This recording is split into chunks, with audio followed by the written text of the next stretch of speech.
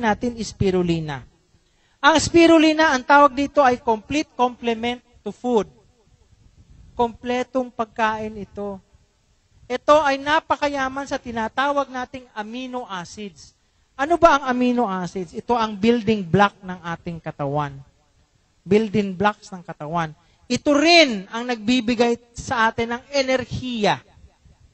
Kung hindi dahil sa amino acids, hindi kayo makakarating dito. Kung hindi dahil sa amino acids, hindi kayo makaakyat hanggang third floor.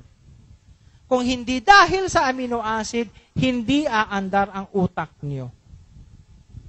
Lahat ng ginagawa natin ay dahil sapat ang ating amino acids.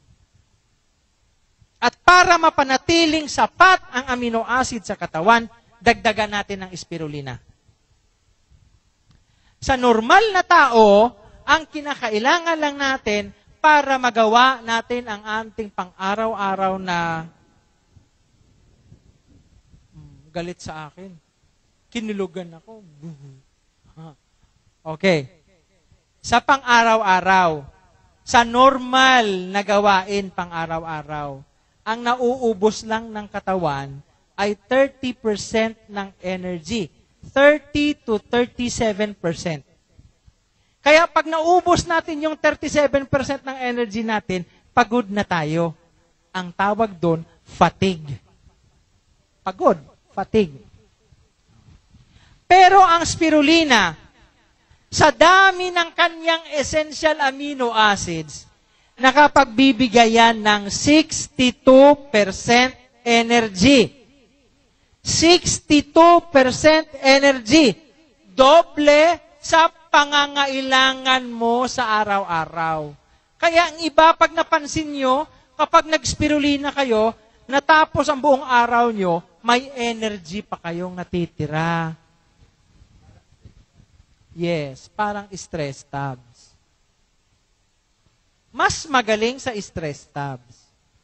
Okay? Ganon, it provides you 62% of your needed energy every day. Unlike sa normal body energy na 37% lang. Okay? Ano pa?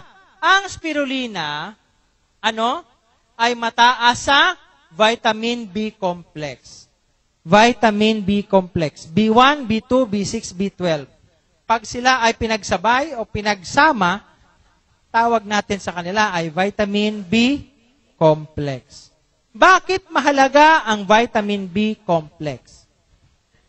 Mahalaga ang vitamin B complex dahil tayo ay hindi bumabata. Tayo ay tumatanda. At habang tayo ay tumatanda, yung ating ugat o nerves, ang ating nerves ay nanghihina. Paano natin nalalaman na nanghihina ang ating nerves? Dahil tayo ay nakakaramdam ng pamamanhid at pulikat. Pag palagi ka nang namumulikat at namamanhid, ibig sabihin, maaaring kulang ka sa vitamin B complex. Kaya kailangan mong magtustos ng spirulina para masolusyonan ang pamamanhid ng kamay at paa.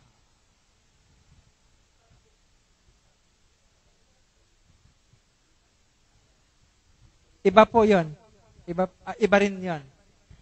Nervous spasms po ang pinag-uusapan natin. Okay.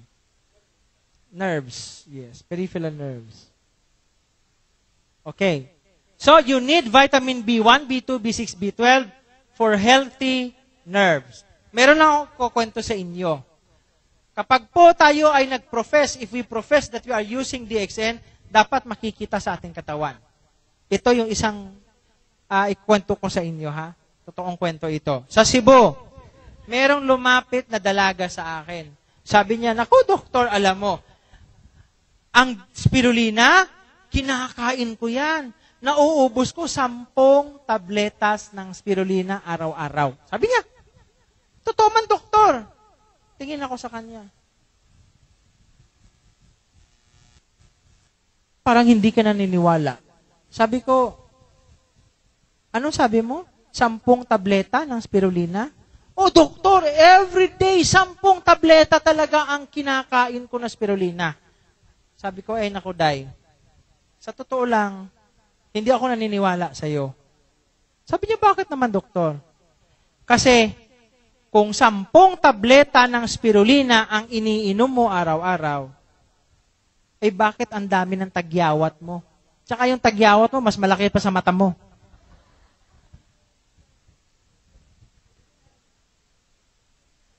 Alam niyo po, ang spirulina, mainam sa vitamin B6. Yan o, vitamin B6. Kapag mayaman ang katawan mo sa vitamin B6, tsak, wala kang tagyawat. Kaya hindi ako naniniwala sa kanya na gumagamit siya ng spirulina. Huling-huli na sinungaling. Bakit? Nandun yung tagyawat Sasabihin mo, nag-spirulina ka, lalaki ng tagyawat mo. O, diba? So kayo, bago kayo magsalita, na ako user talaga ako. User, pinagmamayabang mo na user ka. Tapos ang lakad mo, ganyan-ganyan. Ay, nako.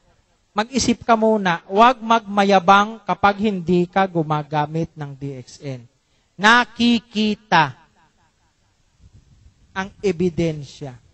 Ano po? Ano pa?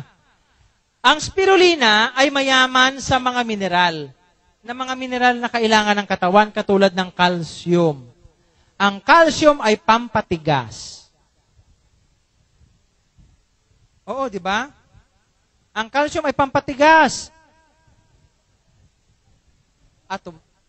Ayan naman Bakit kayo tumatawa? Pampatigas ng buto. Kayo iba ang Ma'am iba pumapasok sa isip nyo Sabi ko, pampatigas sa buto. Ang calcium. Magnesium. Magnesium at iron. Ayan. Magnesium at iron. Pangpalapot. Ang magnesium at iron ay pampalapot ng dugo. Ayun. Malinaw. Pampalapot ng dugo. Iwas anemic. Ito pa. Zinc at phosphorus. Zinc at phosphorus. Ano yung posporo na sinisindi? Hindi po. Yan ay mineral. Ito po ay nagpapalakas sa ating baga at puso. Baga at puso. Zinc at phosphorus. Kung kulang ka ng phosphorus, lalo na yung mga bata, pag kulang sa phosphorus, kita nyo, hikain. Ganon. Kaya, ito nga, ang tawag sa spirulina ay complete complement to food. Dahil lahat ng kailangan mo sa iyong pagkain, nandyan na sa isang bote, isang kapsula ng spirulina. Nandyan na. Amino acid, energy, vitamin B complex para hindi manghina ang ugat, mga mineral para mapatibay ang ating buto, ang ating baga, at makaiwas sa pagka-anemic. Andyan na lahat Andyan na lahat. Yan ang kagandahan ng spirulina. Pero hindi lang hanggang dyan ang spirulina. Alam niyo po, ang spirulina ay a very effective blood alkalinizer. Anong ibig sabihin ng blood alkalinizer? Yung nagpapa-alkaline sa blood. Bakit po kailangang alkaline ang blood?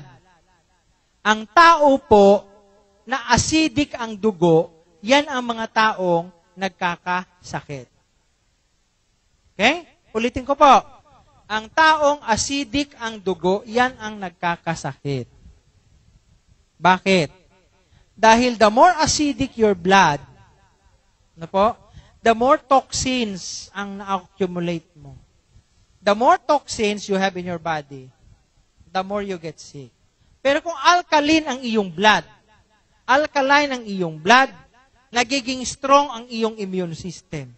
Kapag strong ang iyong immune system, na ipalalabas mo ang lahat ng toxin sa iyong katawan. So, napapaiwan mo ang sarili mo na malusog. That's why you need an alkalinizer. Maliwanag po? Ano pa? Ito, ang spirulina ay nakakatulong laban sa allergy, laban sa asthma. At ito, gaya nga para sa mga diabetes, dahil sa mataas na vitamin B complex, ito'y iniiwas ang tao sa pagpamamanhid at mga pulikat na kagaya ng nararamdaman ng mga taong merong diabetes at mga matatanda. So, ma'am, namamanhid? Spirulina. Ano po? Yan ang tatandaan. Spirulina.